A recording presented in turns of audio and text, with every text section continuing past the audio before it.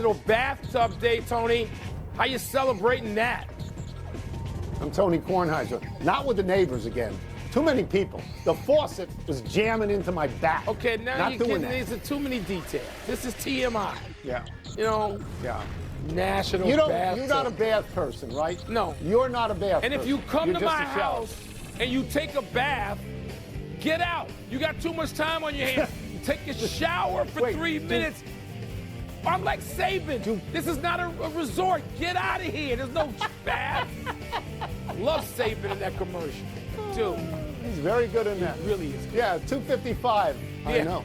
Welcome to PTI, boys and girls. In today's episode, the Dodgers are one win away. Wilbon's Cubs are on the verge of elimination, and Jeff Saturday joins us for 5 good minutes. But we begin today with last night's NFL game in which Jacksonville. Result is these are the kind of plays that went 100% in Kansas City's favor last year. We know this because they were 11-0 in one-score games. The Chiefs That's won right. every game like this last year, which made them resented as a team to some people, not to me. But Tony, these games are so close across the league. There's just so little margin for error. The Jaguars are better. You know, we talked about this yesterday. I've been waiting for Trevor Lawrence to sort of creep ahead incrementally and get to the point where he looked like he did in college. We're not there yet, but maybe. And the Kansas City Chiefs are now finding out how everybody else lived over the past few years while they had all these plays work in their favor. I don't think it says anything grand. The Chiefs have plenty of time left to win more of these games than they lose. Do. And the Yes, Jaguars have they not sort of flexed to the point that they're in the clear. The Jaguars are not 14-3 yet.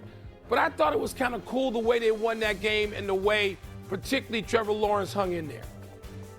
Thank you for mentioning that you've waited for him since college. I have. Because I will tell you my first reaction having seen that play. And it was, thank God he's no longer at Clemson, because if your hand touches the ball and your knee goes down in college, You're that's done. it. Yeah. That's the end of the play. Yeah. You can't make that play in college. I think it was a big-time win for Jacksonville, maybe a big-time win for Trevor Lawrence as well. Jacksonville's now 4-1. Among the teams they've beaten are Kansas City, which has recently won a bunch of Super Bowls, and San Francisco, which has recently gotten to a Super Bowl, I believe. You know, they find themselves on top of the AFC standings. You know, they're tied with Buffalo and they're tied with Indianapolis. This is Jacksonville we're talking about. I mean, are they a playoff team? No, not necessarily. But right now, Mike, I'll tell you who's not a playoff team. Baltimore's not. I'll tell you Cincinnati's not. Miami's not. And these are teams that are often in the playoffs. So maybe this was the breakthrough game with Trevor Lawrence. At the end of the game, he threw a lot of very good passes. Maybe this coach is the coach who unlocks the door for Trevor Lawrence. Maybe, but it's too early. One thing we got to touch on. How did you feel about Chris Jones just sort of – that was a bad – it was a weird look for a player that great. I would say that he looked at the play in the same way I did, from a distance. Yeah, well, that was sort of what happened. But you're right about Kansas City. They should have won. They're up 14-0. They won 23 in a row up 14. Now yes, you do. Yeah. Good game. Let's move to baseball. And the Dodgers going up 2-0 on the Phils in that best-of-5 NLDS. The Dodgers pulled ahead with a 4-run seventh. The Phillies could have tied it in the ninth if not for two terrific infield outs by the Dodgers. First, that wheel play on a sac bunt, which got an out at third base. And second, a Freddie Freeman dig out at first. Tony, is this series more about what the Dodgers are doing or what the Phils are not? So I think it's the Dodgers. You know that I think that the Dodgers and the Phillies are in the highest echelon there is in baseball. I think it's more about what the Dodgers are doing than what the Phillies are not. The game was tied 0-0 into the seventh. Luzardo was pitching great. A couple of guys get on, and then all of a sudden it starts raining runs. And Will Smith gets a big hit, Shohei Ohtani gets a big hit, and it's 4-0. But the Phillies come back, Mike. They come back for reasons that are unclear to me. Dave Roberts puts in Blake Trinan your boy, to get 3 outs in the ninth. Yeah, my boy. 3 outs in the ninth of a 4-1 game. I've been to this movie with the Washington Nationals. Blake Trinan doesn't get anybody out. And suddenly 2 runs are in. It's a 4-3 game, and Castellanos is on second base. So they lay down a bunt because he's the tying run. They lay down a bunt to get him to third, and then you have this wheel play. Muncy rushes in, turns around, throws the ball to Mookie Betts, who puts on the tag. And, Mike, you and I have kept a lot of score in our life at baseball games. I never wrote down 5-6 tag. I never wrote that down in my life. Nobody writes that down. 5-6 tag.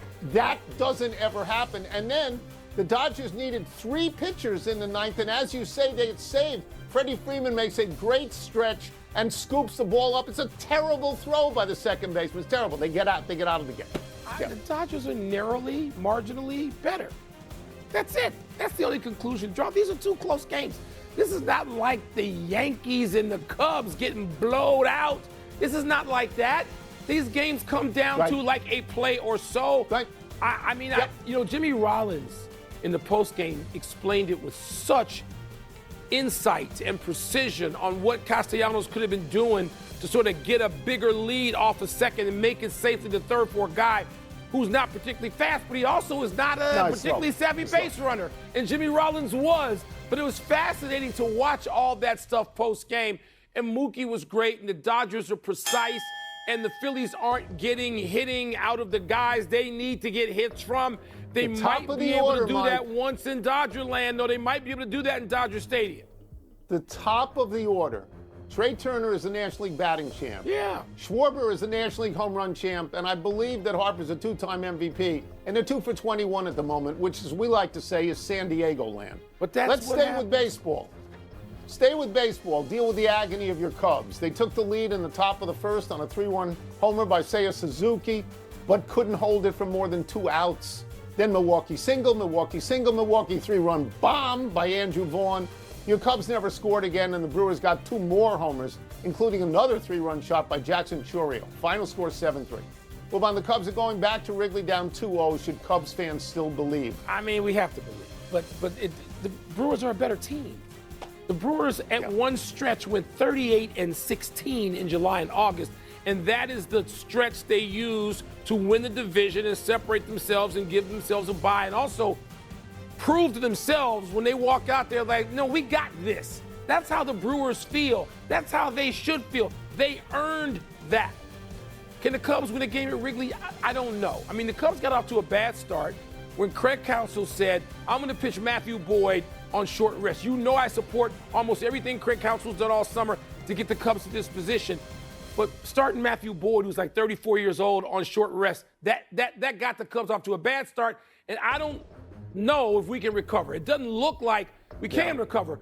But, Tony, the Brewers are the better team. They feel like it. They played those games at home. Sure. They didn't care that the Cubs got off to that start. And, by the way, the 2 teams were 7-7 in that ballpark, or against each other, 7-7, but 3-3 in that ballpark going into that game last night. So it's not like they held a big edge, but the edge they have is all they need. So you're my friend and I root for your team, but I watch these games and Milwaukee is a better team. Yeah. The Cubs, let me give you some numbers that I know are painful. The Cubs have only 12 runs in 5 playoff games at the moment. They struck out 11 times last night. They've struck out 58 times in these 5 games. They only got 2 hits after that home run in the first inning. They only got 2 more hits. And meanwhile, Milwaukee has 16 runs in 2 games.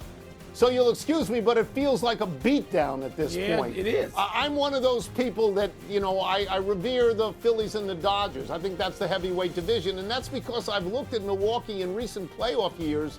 I think the last 5 times they've been in the playoffs, Mike, they've only won 2 games. They've never advanced another round. And a lot of people say it's because they don't hit the long ball. They were 22nd in the major leagues this year in home runs. But if you get 3 in one night, you get 3 in a playoff game, that can change the trajectory, of what you're doing for the playoffs. So, I mean, I was impressed. I was impressed. And I was impressed by your boy, The Miz.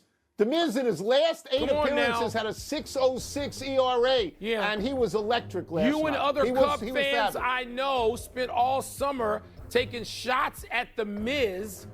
And I did. Come on he had now. a bad I told you second this half. kid was great. terrific. Everything Did you hear me say he was electric last night? He was hitting 104. 100, yeah. Let's take a break. Coming up. Time to dig into the NFL trenches with our great friend, ESPN NFL analyst Jeff Saturday. Jeff, The Browns today, this afternoon, just traded Joe Flacco to the Bengals. That is a division rival. What does that say to you? It ain't good. It ain't good, fellas. It's like, hey, we no longer, this guy's no longer going to help us. We don't believe he's really going to help you. Otherwise, we wouldn't trade him to you, you know? But as I look at the trade, look, this is no slight to Joe Flacco because, you know, he's had an incredible career and what he's done. But you're sending him to a team that Burrow's already been hurt, that Browning gets pressured all the time. I'm not sure what the frustration is, if it's like from the receiving core or whatever it is. They just want somebody else change for change. But you got to protect the quarterback, especially a 40-plus-year-old. And I know you got Chase, I know you got Higgins. You better learn to 7-man protect so that he can get the ball off and throw those two guys. Otherwise, this thing could get ugly in a hurry. I'm so glad. I'm so glad people are gushing over this trade. And Jeff is, as always, the voice of reason. Let's go to last night and Trevor Lawrence falling down on the ultimate play in that game. And, Jeff, when you see the reaction of the offensive linemen and defensive linemen, most of whom are on the ground, but when you look at the replay of that over and over, you focus first on what? Oh, the finish between the left guard and the tackle. So if you see Lawrence fall down and then get up a bull rush, the tackle knocks him clearly down, which honestly opens up. They couldn't, but it's special because that was a massive win for the Jags, and to finish it that way is such a feather in the cap and such a confidence booster. A lot of respect for how they closed it out. At the other end of the emotional spectrum was, of course, Cardinals coach Jonathan Gannon, and his reaction first to DeMarcado, and then his apology for the way he ended that whole thing in the end zone. How do you see that from the perspective of a former player and coach? Yeah, first, there's no place for it, right? Putting your hands on a player from a coach, right? You're the head coach. You're the ultimate authority on that team. So, you know, you go put your hands on a guy and the guy responds back, what's going to happen, right? Like, I mean, it could have gotten much worse than it did from DeMarcado. He handled it. You know, obviously it was frustrating and disappointing for him, but the way he handled the exchange between he and Gannon, he definitely handled it the right way by not doing anything back. But the issue for me is this: you'll see what it really meant if the guys really buy into the apology, because it felt authentic. Like what Gannon said, I thought felt authentic. I felt like I blew it. I got caught up in my, all of those things are true, right? But don't forget, like the game wasn't over when that happened. They still got a lead, right? And so, but the credibility he's built in the locker room will go a long way here, because the guys will see this as truly being authentic. Hey, bad moment. This is not him. This is not him. It was out of character for him. He lost it in the moment. We've all done that in our life. We're going to get over it. And again, like from a player perspective, we do and say a lot of things on the sideline, right? And Dominique Foxworth said it best. On the sideline, there's no HR department, right? Like we said things to each other, to coaches, players that aren't kind. And what he did was not acceptable. You don't ever want to put but they can squash it. Those two can squash it, and the team as a whole. And that's hoping that's what I hope will come of this is, hey, he's built enough credibility in the locker room. The guys accept the apology, accept that he knew he was wrong, and then move on. Let us get you out of here on this. Alabama has been getting the ball to a 370-pound offensive tackle, Caden Proctor. What is your review as a former lineman? I'm sure you're jealous. What is your review of his abilities? I'm so jealous, but I'm so happy simultaneously. Like, I love to see, the pass on the sideline a couple weeks ago. He's over there shaking bacon, tiptoeing the sideline. Now he's bowling people over. Like, there is nothing better than seeing a guy who works for a living. And yes, that's what we call ourselves in the trenches. Dudes who go to work for a living and get some shine and get the ball in his hands. I absolutely love it. No more respect for any coaching staff that'll put a cat like that and give him some payoff and some reward. It is a thing of beauty. As I like to say, it's glorious to watch for all involved, man. Go O-line. Let's go make it happen, baby. As always, thank you, Jeff. Thanks so Jeff. much. Appreciate it. Oh, appreciate it, fellas. Let's take one last break, but coming up, could star Oklahoma quarterback John